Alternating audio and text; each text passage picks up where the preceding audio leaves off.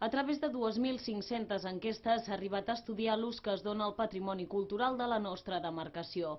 Els resultats es recullen en aquest 7è llibre de la sèrie que publica l'Institut Català de Recerca en Patrimoni Cultural, que evidencia que el patrimoni arqueològic esdevé un interès per visitar, sobretot en família, amb una mitjana de visita de 15 minuts a 1 hora i mitja.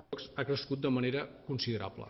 Si al principi d'aquesta història eren pocs els que visitaven, que usaven aquests llocs, doncs a l'actualitat són milers les persones que en gaudeixen.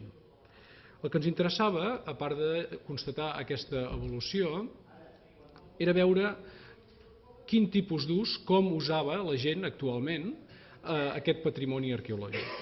I el que hem constatat de manera molt clara, amb això les enquestes ens han donat uns resultats extraordinàriament positius, és que a banda d'un ús, per exemple, educatiu, que ja queda constatat pel fet que moltes escoles visiten els jaciments, la majoria de les persones usen aquest patrimoni en el marc del seu temps lliure.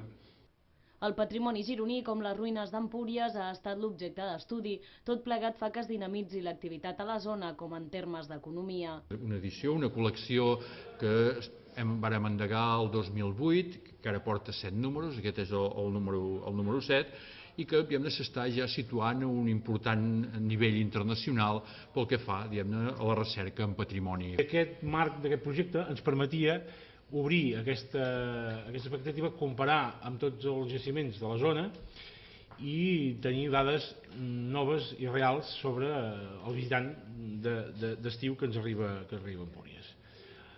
És una mostra treta sobre els mesos de més afluència públic, que són els mesos d'estiu, per tant ens dona un perfil del visitant que arriba a Empúries sobre una base d'enquestes.